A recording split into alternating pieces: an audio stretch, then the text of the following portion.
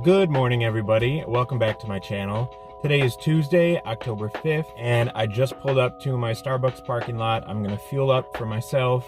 I uploaded a video last night, so usually the day after a video, I will spend some time in Starbucks trying to reply to every comment because I thank you all for the time you spent watching and commenting, so thank you. I'll always reply back.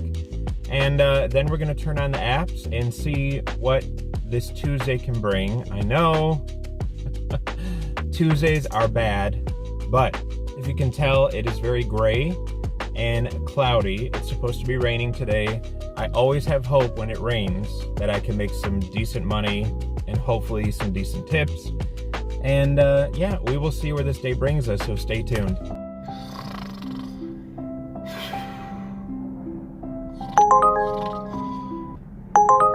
Oh, well, I finally got my first offer. My market is dead. Man, oh man. So, $6 for 1.3 miles at McDonald's. I'm basically taking it because I really have to go to the bathroom and their lobby is open. So, I guess I'll do an order and take a bathroom break. Kill two birds at one stone, huh? Here we go. On my way to pick up this order, I was just thinking how ridiculously slow it has been in my home market. My immediate neighborhood has a population of roughly 37,000 people, but all the surrounding neighborhoods that make up my delivery zone and market is over 140,000 residents. And no one is ordering? I mean, come on. After all, I live in Illinois, and that ranks number 6th as the most populated state in the country. That is mainly due to Chicago and its surrounding suburbs, which I am a part of. Looking deeper into populations, it just so happens to be a coincidence that it was in October of 1999 when the world reached 6 billion people, and when we reached 7 billion people, that was October 2011. Are we going to reach 8 billion anytime soon? According to the United Nations, we will reach that milestone in 2023. But not until 2026, according to the U.S. Census Bureau. Whenever we reach 8 billion, I just hope it's in October, and I hope that they order delivery. Well, it is much later in the day.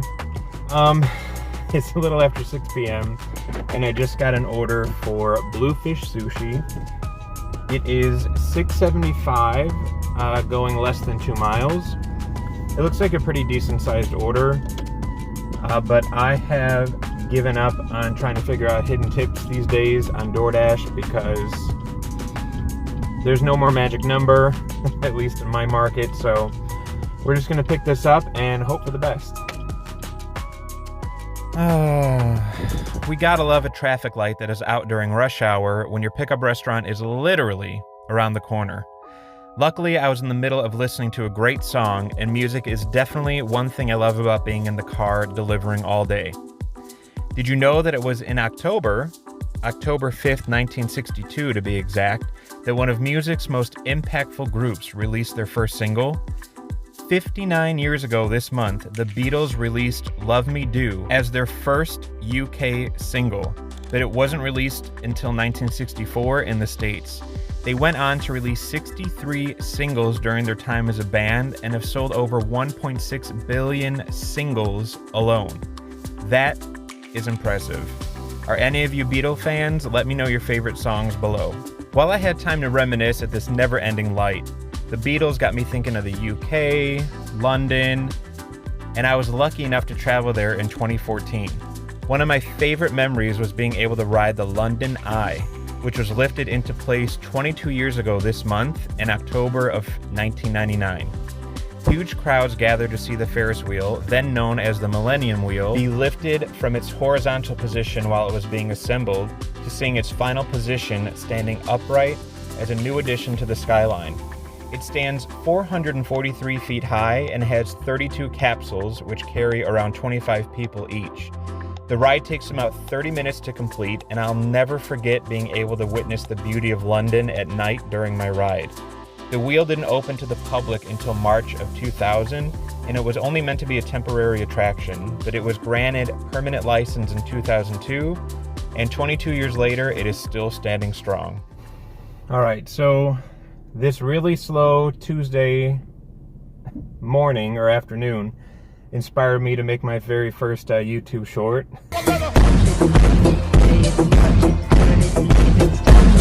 Saying to stay home on Tuesday.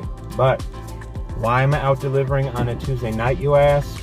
Well, I've got babysitting duties on Wednesday night. So tomorrow night I got to babysit, and I planned on working tomorrow night, and now I can't. So I'm just, you know what, any money I can make tonight is better than zero. So just out here seeing what I could get, and I'm gonna try my best not to get discouraged or upset if the orders aren't coming through because it's Tuesday. So I don't know. We will see what's out there. I'm on my way to my drop-off now. It's 3 minutes away, 1.1 miles. Not bad at all. On my way to deliver this order, I have to share a London meets Arizona story that I've never heard of until I was researching info about the London Eye. It was 50 years ago this month that the London Bridge, the incarnation of it that was over the River Thames in London, officially opened in Lake Havasu City, Arizona, in October 1971. Turns out the bridge was not able to withstand the increasing heavy traffic in London and was sold to Robert McCulloch for approximately $2.4 million. McCulloch was an entrepreneur from Missouri, which we will tie that in later, and a real estate developer who founded Lake Havasu City and wanted to put the city on the map as a tourist attraction with the purchase of the London Bridge. If you have ever had a chance to see it, look closely, as each stone of the London Bridge was numbered for easy reassembly in Arizona. Did any of you know this? Have any of you ever seen it? Let me know in the comments, and sorry if you now have the London Bridge song stuck in your head. So I find this really interesting. I'm in my town's downtown area, but they call it uptown. There is no one around. There's no one at Chipotle, no one at Potbelly, no one getting ice cream, nobody by Panera, maybe one or two people. There's not even really any traffic. I don't know what's going on. So if nobody's out, I guess they're not at home ordering food either. We got Jersey Mike's further down there. We've got Jimmy John's here, even though they're not on the delivery platforms.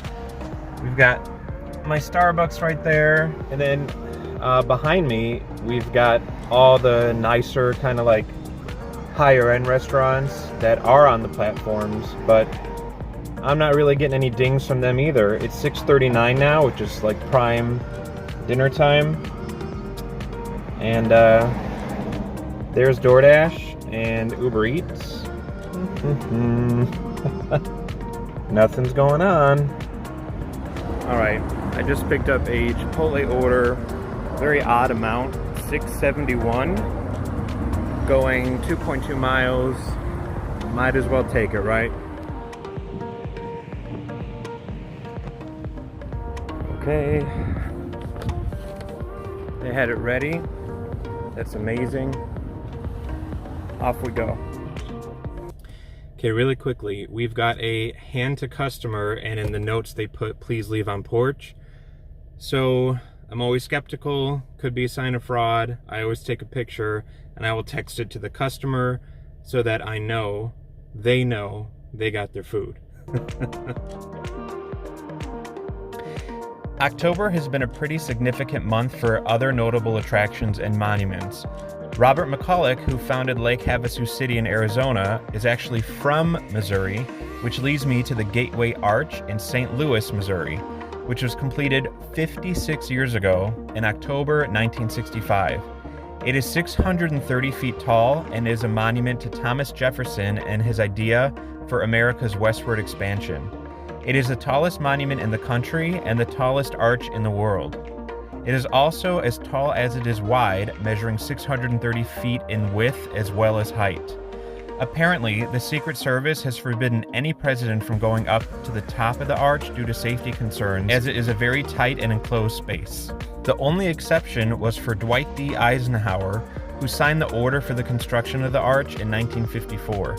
He visited in 1967 to give a speech and insisted on riding the tram to the top. Have any of you ever visited the arch?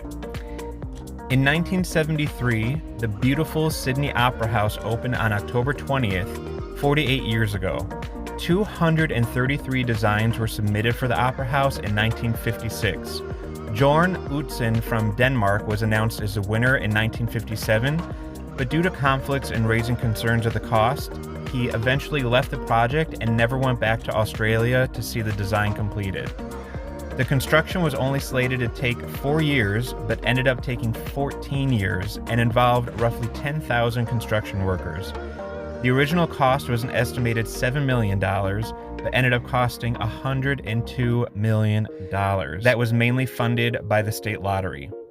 The New Year's Eve fireworks show over the Opera House is something I would absolutely love to see in person one day. Speaking of New Year's, another popular sight we have probably all seen on TV on New Year's Eve is the Taipei 101, which became the world's tallest building upon its completion in October 2004. Located in Taipei, the capital city of Taiwan, it held on to the title of tallest building until the Burj Khalifa topped out in 2009.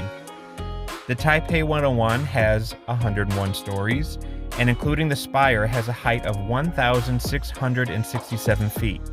We can definitely say that this will always be one of the world's largest New Year's Eve countdown clocks.